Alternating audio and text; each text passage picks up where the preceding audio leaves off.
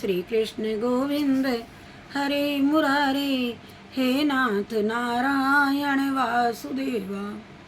श्री कृष्ण गोविंद हरे मुरारे, हे नाथ नारायण वासुदेवा। वैशाख मास महात्म का 18वां अध्याय है आज। तो श्रुति देव जी कहने लगे कि वैशाख मास की मेष संक्रांति में जो प्राणी प्रातः स्नान करके भगवान की पूजा करके भगवान की कथाएं सुनता सुनाता है, वह बैकुंठ को जाता है, वह मनुष्य बैकुंठ को जाता है। परंतु जो होती हुई कथाओं को भी छोड़ करके चले जाते हैं और ना सुनते हैं ना सुनने देते हैं, वे रोरग नरक में जाकर के पिशाच योनि को प्राप्त करते हैं। यहाँ पर हम एक प्राचीन इतिहास कहते हैं। प्राचीन काल में गोदावरी के किनारे ब्रह्मेश्वर क्षेत्र में ब्रह्मनिष्ठ परमहंस दुर्वासा ऋषि के 2 शिष्य रहते थे। उनको कभी किसी से कोई इच्छा भी नहीं थी। भिक्षा से जो भी कुछ मिल जाता वही प्राप्त करके निर्वाह कर लेते थे और पर्वत की गुफा में रहते थे। इन दोनों का नाम सत्यनिष्ठ और तपोनिष्ठ था। इनमें सत्यनिष्ठ तो सदैव भगवान की कथा आदि सुनता था और कथा सुने बिना अन्न जल ग्रहण नहीं करता था। जो वक्ता रोग से पीड़ित होकर के अपने घर कथा कहता हो, वह कुएं आदि पर स्नान करके उसके घर जाकर के ही कथा सुनता।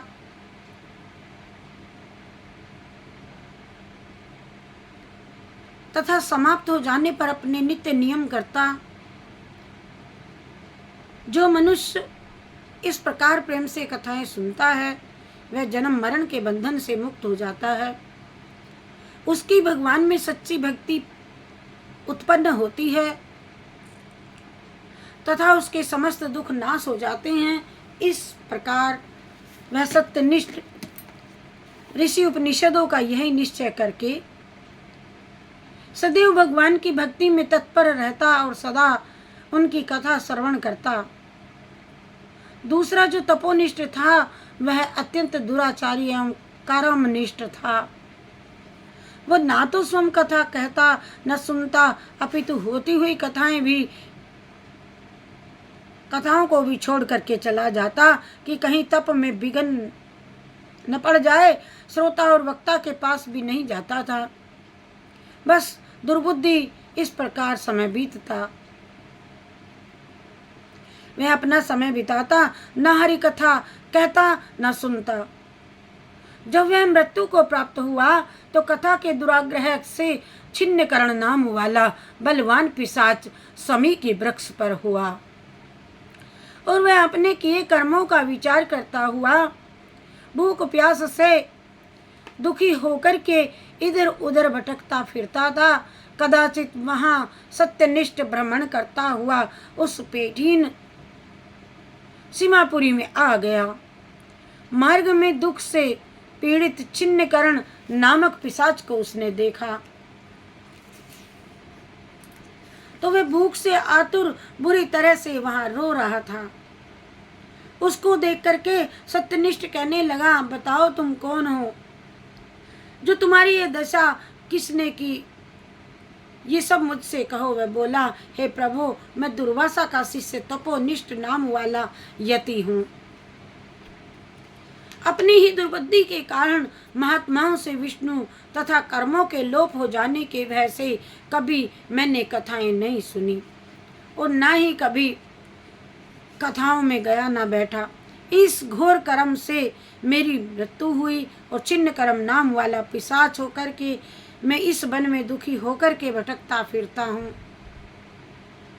रास्ते में तुमको जाता देख करके ऐसा प्रतीत होता है कि मेरे भाग्य फिर से खुल गए। मेरे भाग्य उदय हो गए। आज हरि मुझ पर प्रसन्न है जो आपने मुझे दर्शन दिए। इस प्रकार रो करके और त्राही त्राही ऐसा कह करके वह सत्यनिष्ठ के चरणों में गिर पड़ा और सत्यनिष्ठ को उस पर बड़ी दया आई। उसने अपने दोनों हाथों से उसको उठा लिया और बैसाख मास की कथा के अक्षण भर सुनने फल का फल उसको दे दिया, जिससे उसके सब पाप नष्ट हो गए।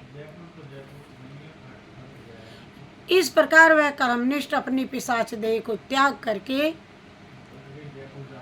दिव्य शरीर धारण करके विमान पर बैठ करके सत्यनिष्ठ को प्रणाम तथा परिक्रमा और विष्णु लोक को गया। यही कथा का सार है भक्तों, यही कथा है।